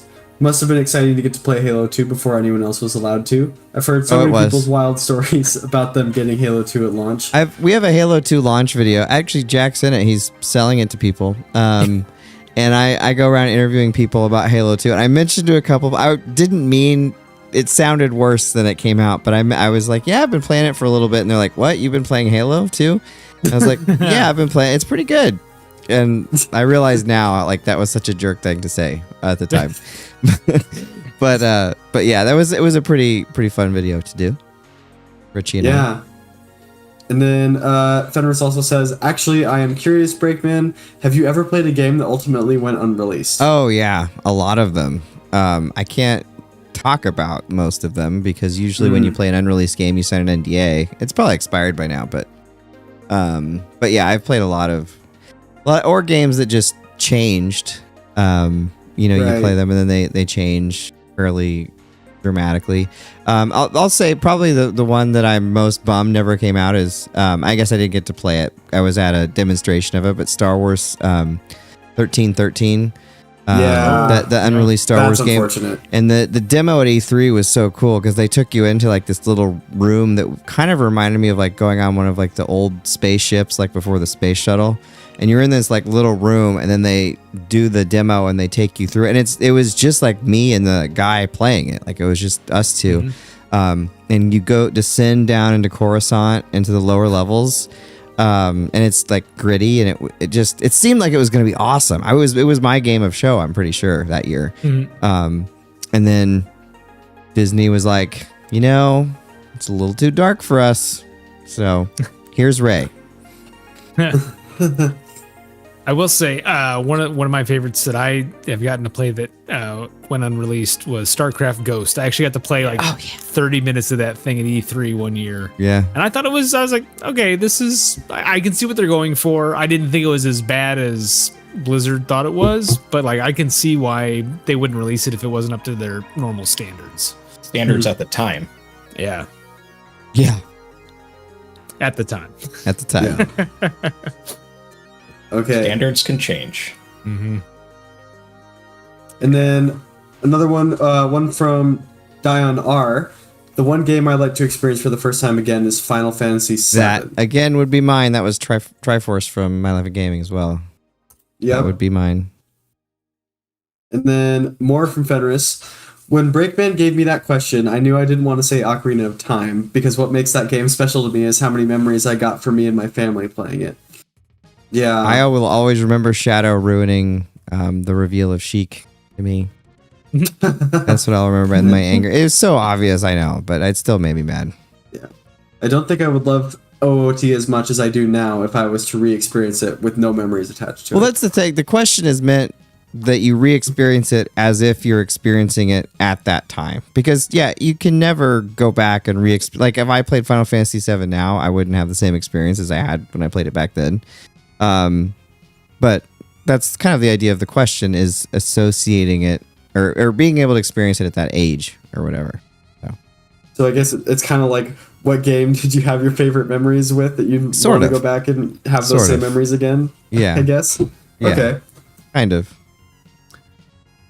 I just like the idea of clearing your schedule and just being able to sit down and just play all the way through it. I mean, Final Fantasy VII may have inspired some sick days for me from school. Yeah, but I'll say, you know, there's another side to that too, because like there are some games like, you know, let's say the original BioShock. Like, you play through that now, that having played through it once before, you know exactly where the turn's coming. You know exactly what's coming up. But if you like you said, you wipe your mind, you're playing it fresh for the first time. That's true. And you get to, you know, Would You Kindly, and you're like, oh my god, and the whole game just like kind of turns right there on you. You're like, okay, I didn't see that coming, and it's a completely different experience from that point forward. That's true. Yeah, I think like the games with very strong narratives fall into that. Like The Last of Us, for example, is another one that would be pretty similar. Yeah. Yeah. True. Control's recent, but I could replay Control several times over again. I'm going to be playing that as soon as I get a free moment in my schedule. You guys have convinced me on it. Better play it. They just put an update out for that. I think getting ready for Firebreak. I'm excited for that one. The best part about it is I went into it not knowing anything about the game. I didn't even watch a trailer. I haven't seen a trailer. I've seen like a little bit of like the demo level. That's it. I don't know any of the story at all. Good, because the game starts and ends completely different. Completely different. Feels different too. Yeah, I don't know how I went into that game blind. Oh, someone just recommended it to me. They're like, you've got to play this game, and it just happened to be I had time that day, and ended up playing it off the recommendation. I mean, I knew who made it, so I kind of, you know, but yeah, playing that game blind was something else for sure. Yeah, that's the way to do it. Yeah. Very, very cool experience. So Logan, do it before you get it spoiled. Got it. It's getting harder and harder not to spoil it for you. Okay, noted. Any more from the chat? Last one. We just got another from Dion R. What's strange about Final Fantasy VII is that I got it for Christmas without asking for it, and now, along with its sequels, prequels, and remakes, is my favorite game of all time. I somehow got gifted money for something, or I can't remember, but I immediately took it and bought it because I was excited for it. I remember that was a cool memory. Being astounded by it. Okay. Awesome. You can go ahead and head into your question, Logan, if there's no more chat. Time. Yep. So, describe a level or experience from a game that sticks in your head to the point where when you think good design, it immediately comes to you. It's really unfortunate that the timing of this question, because I had picked out a level from Control. Oh, my bad. And you guys that have played it know exactly what level I'm going to talk about, but I'm not going to talk about it now. I can't, because it'll spoil it for Logan. So now I have to think on my feet and pick something else. Oh no! I know exactly what you were gonna pick. Uh-huh. Such a great level. With the right? Yeah. Cute. You ruined it, Logan. So what stands up?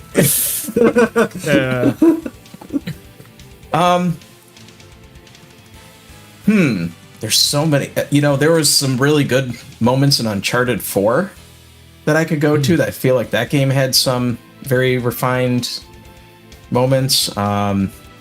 Splinter Cell Chaos Theory, but you're looking for like specific moments. Like Yeah. Another specific one I need to levels? Is that what replay. you're asking for? Yeah. Oh, just you like gotta play a- Chaos Theory. Oh, I've played it. I need to play it again. Chaos Oh, okay. Series, probably the best one. Yeah, Not right up there. I would think I'm gonna say, the Gitmo level in Chaos Theory. Ooh, That was yeah. Chaos Theory, right? That wasn't Yes, two. that was Right. Chaos Theory. That was up there, but I don't know if that's like a great example of like the perfection of execution of gameplay. I don't know. Now that my answer was stolen from me. Okay, That's another one. I'll have to play that one when my playing the game. Xbox comes out. We get Logan could like take his headphones off. No, I could. it's okay. It's okay. Then he can never listen to the podcast again. Ever. Right. At least not this one. Skip. All right, yeah, this is my last episode, guys. Sorry.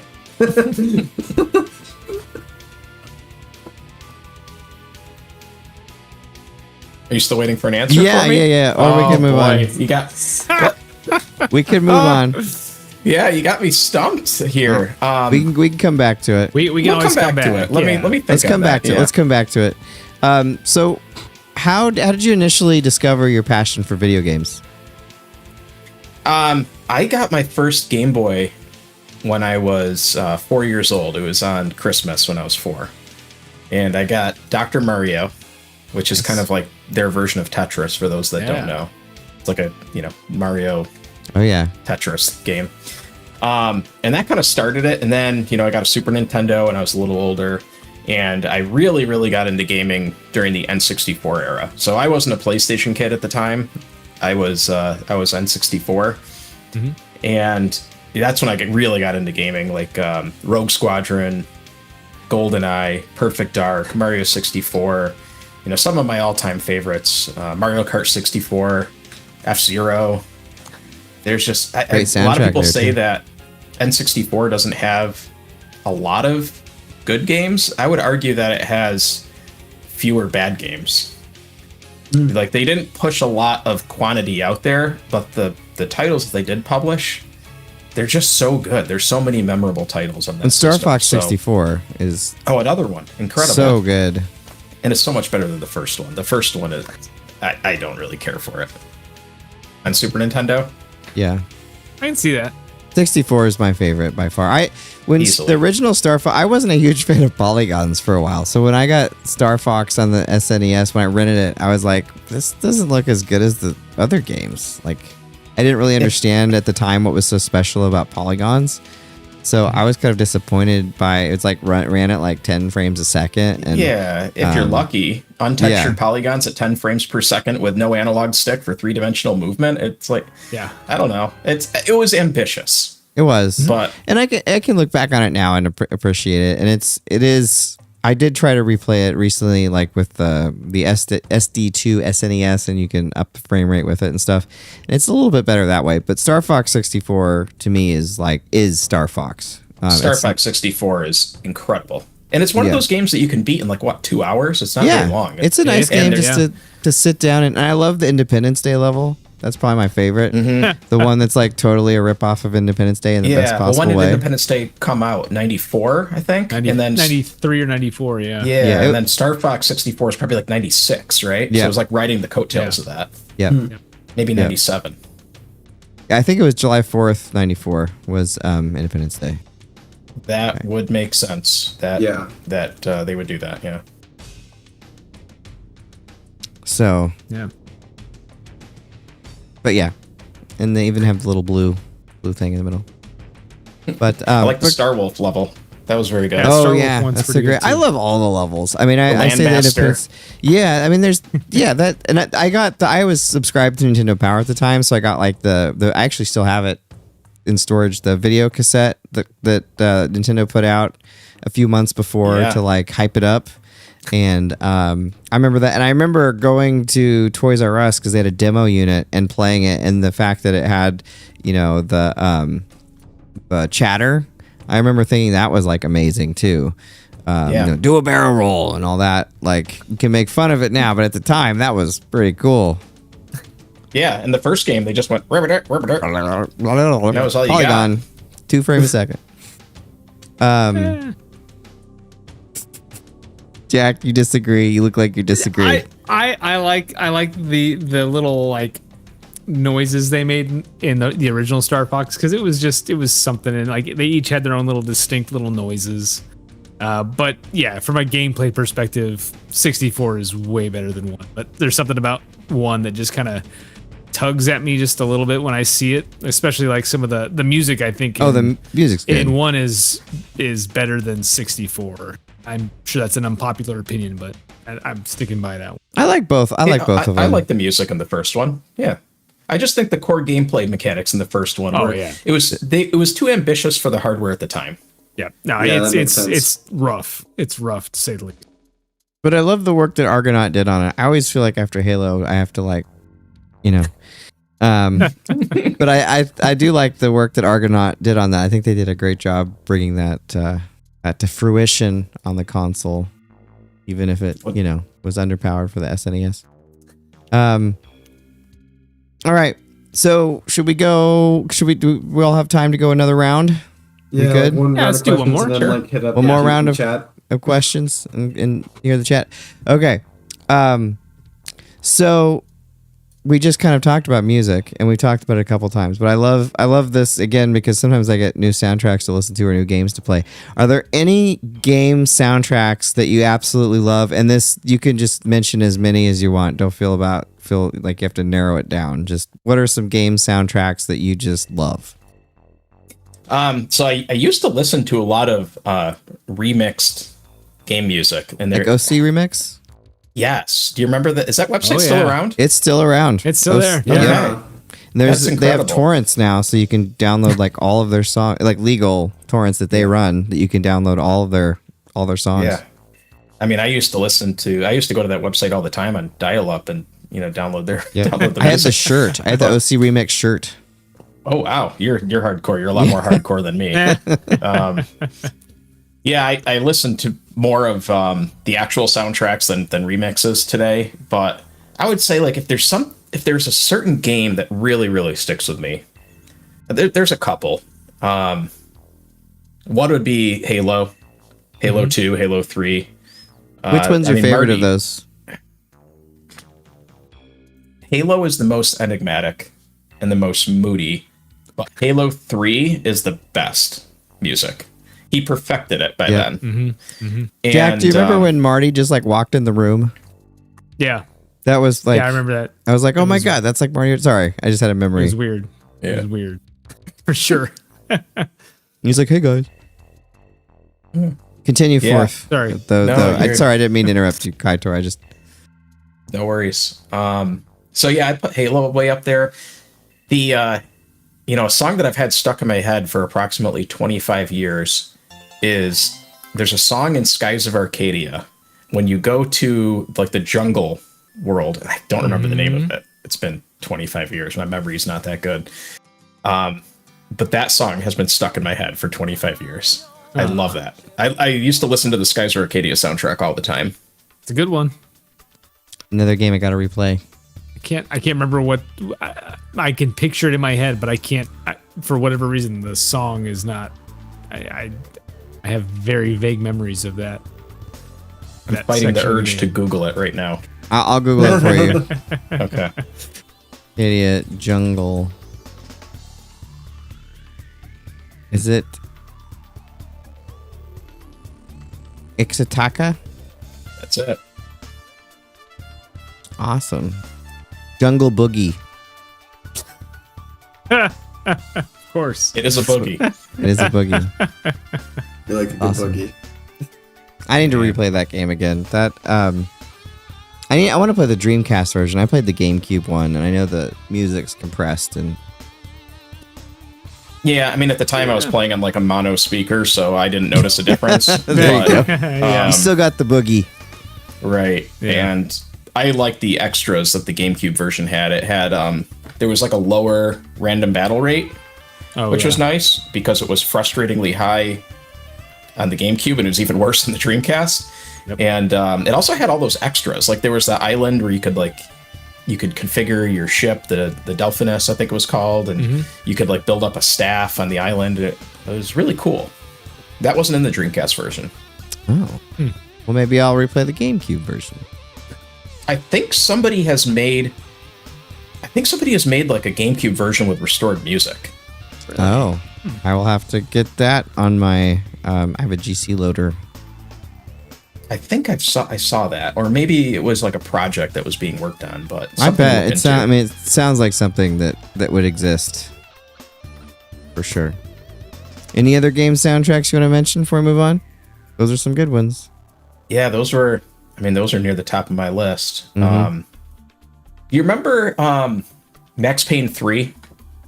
Anyone play Max Payne 3? Yes, I have not completed it, but I got about 2/3 of the way through. I know everybody likes Max Payne 1 and 2 better, but I loved Max Payne 3. I thought it was an excellent game. And the soundtrack is incredible. It's so good, especially right at the end. I don't want to ruin it for you, but there's a great song at the end when you're kind of rampaging. It's really good. I had to go back and finish it now. Because I'm gonna have to. I never played Max Payne 3. Most of what I remember from that was just like a lot of the dance club stuff when you're doing all the bodyguard stuff. But that's, like I said, I know that's pretty early on. What's sad is I remember I got a review copy of that, and they sent all this cool stuff along with it. It had like fake bullets in the pack, and I can't remember why I didn't end up playing it. But yeah, I will definitely I'll have to play it because I loved 1 and 2. Awesome. Yeah. Well, Jack. Yeah. So I had a few different questions, but I think I want to go with this one since it's my last one. So obviously you're kind of tied to Jurassic Park. So now I would like you to rank all of the Jurassic Park video games that you can think of off the top of your head. From best this is our lightning round. This show here. Doesn't have to be exhaustive. Just what you can remember. Honestly, the Jurassic Park video games aren't very good. I did like the the Sega CD one. I think is pretty terrible if you played that. It's like a point and click adventure. It's entertaining, but you're trying to like solve a mystery, and it's kind of like a mouse click adventure type of thing. Yeah. Not much of a game. It's like more of a screensaver. The Game Boy version of the NES version is probably the one I've played the most. Okay. Yeah. And I suck at it. Or maybe the game is ridiculously hard. I don't know. I probably just suck at it. I think it's ridiculously hard because I had that version too, and I could not make it past like even level 2. Like it was that bad. It's really hard. So I mean, just out of the ones I've played, and they're kind of all the same game. Like the Super Nintendo one, the NES, and then the Game Boy one, probably in that order. But they're all basically the same game with different graphics. And I haven't really played a lot of the newer games. Like now they have, theme park, like a Jurassic World theme park game and stuff like that. I'm actually kind of a fan of those. Yeah, I heard they're pretty good, but I haven't played those yet. Yeah, go ahead, Logan. If you're into park builders, they're definitely good ones. It might even still be available until tomorrow. They have Evolution 2 for free on Epic right now, and that's still one I haven't played yet, but I want to try it. Well, I will grab that after this. Yeah. Yeah. Have you played any of the arcade games? Ooh, yes. Now you're bringing back memories. There was a Lost World arcade shooter in a cabinet with the curtain. Yep. Okay, that's the best one. That's the best one. That's the best one. Yep. I haven't played that since we had this place called Kahunaville with like tiki statues and an arcade in the basement of the mall. There was like a waterfall and a laser show and all kinds. It was ridiculous, but they had a whole arcade and they had that game, and that was probably like 2001. Yeah. Was the last time. It was probably like 2001. Yeah, I think that came out. It was running on basically Saturn hardware, so I want to say it was like somewhere between like 98 and 99. Yeah. SVT, right? Or was it Titan? I think so, yeah. Not sure. I'll look it up. Did anyone like the Genesis one? Because I've seen videos on YouTube where people talk about liking the Genesis one. I could not get into that one at all. I loved Jurassic Park the movie, so I was like all excited to play the Genesis game, and I don't know if I'm terrible at it, or what the deal is, but I could never get into that one. And this is the console Genesis, not Operation Genesis? Yes. Yeah, the console Genesis. Okay. I always thought it was they were trying to do like a Prince of Persia thing. Yeah. But it was always just kind of incomprehensible. You couldn't really tell what was foreground, what was background in some stages, and they didn't give you enough of the tools to get through the levels, or it was just very difficult anytime you like found a wrap. It was so frustrating. The SNES one looks kind of cool. I've seen that on a couple of videos. I need to give that It's one. basically like a juiced up version of the NES version. Yeah, okay. with the first person indoor sections. Mm-hmm. But yeah, ammo is just terribly scarce in that version, and the NES one.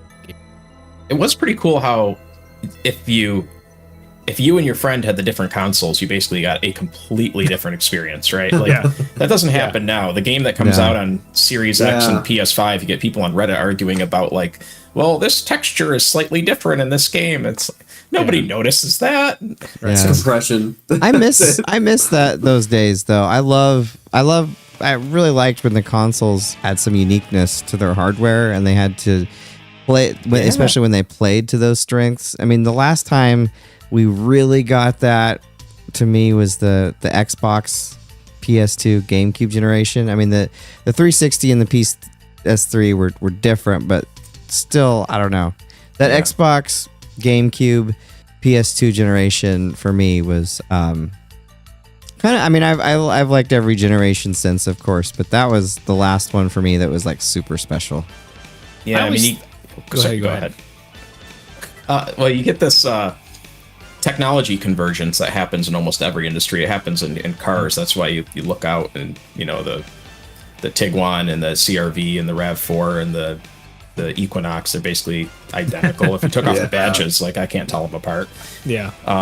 It's just the companies drive towards the mass market, what the majority of consumers want.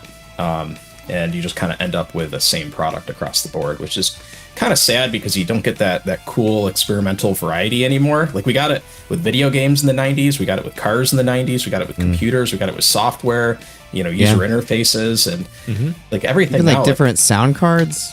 Yeah. Like Android and iOS, it's basically the same thing. Yeah. They're the same. Like the settings menu is organized differently, but they do the same thing now. Like game consoles, they do the same thing. Cars basically all do the same thing. It's the creativity, not to sound like a old man here, but the creativity is kind of lost. No, There's something I'm to be there said with for you. that. Yeah. It's less fun. I mean, when you get a console back in the day, and again, not to sound like an old man, but it was unique and it was such a special thing because you knew that console could do things that nothing else could do. You know, like even like back in the day, like the consoles could do things the PCs couldn't do because they were specialized, and then the PCs could do things the consoles couldn't do, and then, you know, this card could do that. Like it was just such a fun time of uniqueness. I think there's something to be said for that, but it's also a lot of these companies have just gotten a lot more risk averse. Yes, it's true. They're very worried about just making sure they stay afloat, and they're not willing to take chances on anything. That's And true. That's really sad to see. Like you get it out of indie devs all the time because you know, what have they got to lose? But an established, you know, studio or a big publisher, and they really just they just want to make sure that they hit their numbers for that quarter, and then, you know, hey, we're just gonna churn out, you know. And I'm being very reductive here, so, you know, please Gonna get slap some my hand emails. and- I know. Tell me I'm missing out on a whole bunch of other things. Gonna get but- invited to another corporation. Yeah, the CFO is in the chat. Yeah. but honestly, like, it's one of those things where they need to make their numbers. And to be fair, yes, I want to keep all these teams employed and making games, but you got to let some guys take a chance. You got to try to do something different. And who knows, maybe it doesn't work. Team strikes out, onto the next thing. But if it works, man, you got something unique that everybody's talking about. Like Control. Yeah. But nobody's talking about it except for us. More people need to talk about it. It's such a great game. When I teach a video game class at the university here, and whenever I show that game, like, no one's heard of it, and it always even like when it was more recent, no one had heard of it. But then The they all go marketing and was play. terrible. Yeah, I don't even know how I discovered it. I mean, 505 Games had basically had no marketing budget at all, and it's a miracle that thing got discovered. It was basically Remedy fans and reviews kept that thing going, or got it going at all. Nice. All right, Logan, your turn. Yeah. So I'm gonna ask this one because it looks fun, and we're all movie fans here as well. So, what other movies do you love besides Jurassic Park? Ooh. My all-time favorite movies change depending on when you ask me this question. Yeah. But I would say some of my all-time favorite movies would be like Terminator 2 is way up there. Yeah. That is just a masterclass in pacing and dialogue, in not just like ham-fisting a love story into a movie that doesn't belong in a movie. And that's not to say love stories are bad in a movie. You know, there's many movies that are fantastic, like Palm Springs, that Groundhog Day-esque movie. Yeah. Right? That was a great movie. It had a love story, but Terminator 2, it didn't belong, and that movie was just excellently executed. The action was fantastic. It was at this convergence point where practical effects were still very popular and the default, and visual effects, or I'm sorry, like post-processing CGI effects, I shouldn't say visual effects, CGI effects were not yet used as a crutch, right? Like now it's just, we'll fix it in post and have everybody stand in front of green screens and we'll just put in this crowd in post. When you watched a movie then, there was like curiosity on how they pulled off some of these effects, and now like that curiosity is gone because it's like, they just used a computer. It's not as fun. Yeah. The uniqueness is gone, like we were talking about. Yeah. Back to the Future, one of my all-time favorites. Absolutely love that movie. Great choice. If we're talking undiscovered or undermarketed movies, like with games, Sunshine. It's one of my favorite movies. That's another one I have to watch. It's on my list. Watch that and then play Control. Yeah, that might be my schedule for the rest of the week. Find a time to play Control and watch Sunshine. And you know what? That's another piece of entertainment that starts out one way and ends a completely different way. Yeah. Nice. Yeah. Nice. Well, we're getting down to the wire here. Again, if y'all like what you hear, please like and subscribe. We'd really appreciate that, getting us over our goal here. So bringing up kind of the last question here. We kind of already talked about that one. So let's go with here. We'll end on this one. What's a game that I haven't played, and why should I play it?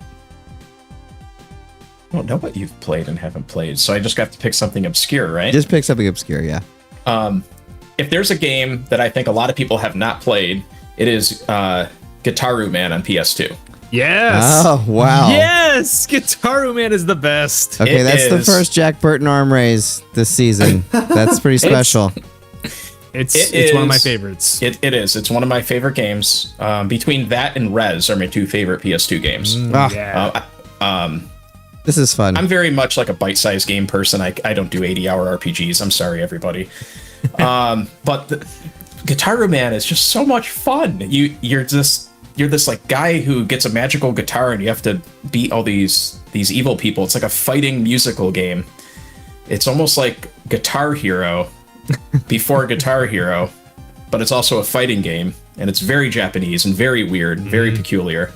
The music is you know what? I'd put that on the music soundtrack. There you go. Because that has an excellent soundtrack.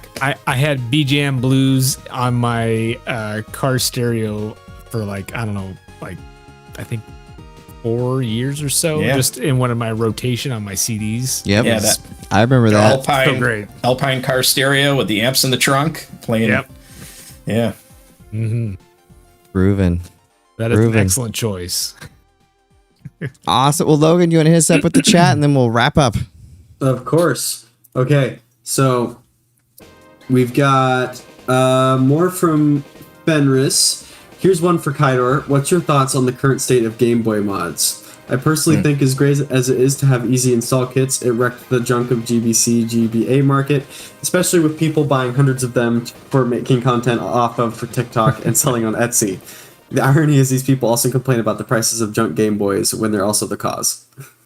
Yeah. I stopped mining Game Boys, I think, in 2019, so it was before the COVID craze and the prices went to the moon. I personally don't like destroying perfectly functional hardware with non-reversible mods. That's just not. I know a lot of people are okay with that. I don't personally care for that. I like restoring and recovering things that are damaged. So like a cracked shell, a bad screen, it won't even boot up. Let's save this piece of hardware and then mod it. Replace the shell, replace the screen, fix the motherboard, and so on and so forth. In terms of people flipping things for content, I don't know. I guess people have to make a living. I don't use TikTok, so maybe that's how they make a living. I think the quality of some of those mods is poor, and that concerns me. Is there's unsuspecting people that are buying junk that's just going to fall apart. The Game Boy modding scene has a lot of players that just shove junk, and then there's some really talented, really good people like Ben Venn. He makes incredible mods, but they're not like high volume cheap mods. So you just got to be careful what you buy. Okay. Yeah. So, last few ones in the chat. There's not really questions here, more statements. From Fenris, the Master System Jurassic Park feels more interesting. Okay. And then also, but personally, NES or SNES Jurassic Park were better than Sega's offerings. And then Paul Sutton, no one ever talked about Control, and then it was on Game of the Year list. I was quite confused. That's very true. And Paul Lutton also loves the first half of Sunshine. Okay, yeah, I'm gonna have... That movie looks so good, and it's right up my alley. The second half is good, too. It's just a totally different movie. Okay. Yeah, we shall see. We'll have to get Logan's. When Logan comes back and has seen it, we'll have to discuss it. Mm-hmm. I mean, the poster behind you almost looks like the poster for Sunshine. Oh, really? Okay. I didn't even know that's what the poster looked like. That's for my short film. I went the other direction. Yeah, Edge. That's from my short Logan's film. I did all the VFX for it and everything. It's really, really awesome. Doesn't that look like the poster for Sunshine, or at least it does? I actually was looking at the poster. I've never seen the poster for Sunshine. You and Danny Boyle look this up now. thinking alike. And they had a lot of really nice touches in the movie Sunshine. Like the walkie-talkies they had on set actually worked, and the computers were actually functional. That's awesome. That's really cool. I did not know that. Like one day in the future, I'll have the budget to build a spaceship set on one of my movies, and that will make me very happy. After Edge of Oblivion comes out. Yeah. Which I'm excited for. We're going to show it at Wi-Fi on April 12th. The premiere, also nominated for an award as well. Yeah. Awesome. Congratulations. Thank you. I'm gonna. That's well the deserved. the premiere of the film there actually. So we'll be submitting it to more festivals after that, but it's the first one. Can't think of a better one. Oh, thank you, sir. No, it's gonna be awesome. I can't wait to show it there for sure. All right, well that wraps it up here for tonight. Jack, do you have anything that you'd like to say before we head off into the sunset? I do. I want to give two shout outs real quick. Number one, I want to give a shout out to Shmup Junkie for coming on last week. I got the itch after talking about shmups all week all show last week. And so I've been just going on a craze. I played Outzone. I played a lot of Zero Wing, and I played a lot of Gradius 2 this week. So awesome. Thank you to Shmup Junkie for rekindling that and getting that in the front of my brain again. He tends to do that. The other one, and I did check out Eschatos. It's awesome. He was not kidding. Music's great. Yeah, the gameplay is pretty awesome too. Yeah. Other shout out though, finally got a chance to play RoboCop Rogue City. Like a few months late to that thing. It is amazing. Like it's not the movie, but I would say it's somewhere between RoboCop 2 and RoboCop 1 in terms of what you want out of a RoboCop game or movie. It's got the soundtrack. It's got the original actor, RoboCop. Name is escaping me, but they got him to come back. And Peter it's Weller? Yes, Peter Weller. Thank you. But it's fantastic. I'm like 4 hours in, and it's exactly what you would want with all the dumb Paul Verhoeven social commentary stuff in there too. It's pretty good. Oh, cool. Awesome. And Logan. Yeah, so I'm sure many people have heard of this already, but I just tried a game called Repo this week. It's a multiplayer horror game, and that was very fun. I'm gonna have to play some more rounds of it. So go try that if you haven't yet. It's worth the $10. It's pretty cool. Nice. And Kyle, what would you like to say before we head off into the sunset? I want to say thank you guys for having me on. I've actually never been on a podcast before. You did great. I talk at a lot of conferences. I host a lot of webinars and things like that, but never done a podcast. This is a new format for me. So Well, I awesome. appreciate it. This is a lot of fun. This was really cool. So thank you guys for having me. Yeah, thanks for coming on. It was a lot of fun. Thank you very much. It was a lot of fun chatting with you about the Retrotap and then just your views on games too. It was a lot of fun. So Yeah. thank you so much for being on the show. And next week we have Johnny Graphics. So we will see you same time next week on the game show.